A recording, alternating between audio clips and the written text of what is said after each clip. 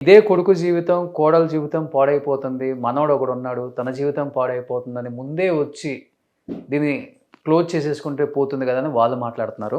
అసలు ఏం జెప్తారు అసలకి? అంటే కేవలం రీతు అనే ఒక వ్యక్తి ఒక్కసారి స్క్రీన్ మీదకి వాళ్ళ పేర్లు తెచ్చిన తర్వాతే ఈయన ఒక్కసారిగా దిగారు అనేది గూడా తన వెర్షను. ఏం జెప్తారు మీరు? డైరెక్ట్ పాయింట్‌లోకే వచ్చేసానింక. అసలు రీతు అనే అమ్మాయి ఎలా ఉంటుందో, హ్మ్.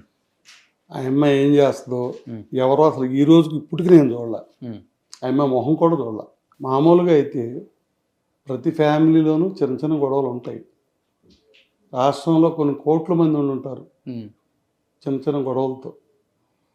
అయి వాళ్ళంతటా వాళ్ళు భార్యాభర్తలు పరిష్కరించుకోవడం, లేదు ఒక వెల్‌విషర్ ద్వారానో కుటుంబం కూర్చొని మాట్లాడుకోవడం జరుగుద్ది. కుటుంబంలో పరిష్కారం కాకపోతే అమ్మాయి తరపు పెద్ద మనుషులు, అబ్బాయి తరపు పెద్ద మనుషులు మాట్లాడి వాళ్ళని కలపటానికి చూస్తారు. హ్మ్. లేదు ఏదో పరిష్కారం చేస్తారు. మా ఊర్లో నేను కనీసం కొన్ని వందల పరిష్కారాలు చేశా.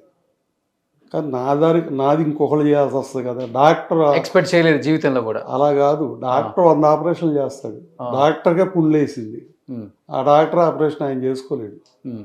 వేరే డాక్టర్ చేయాలి.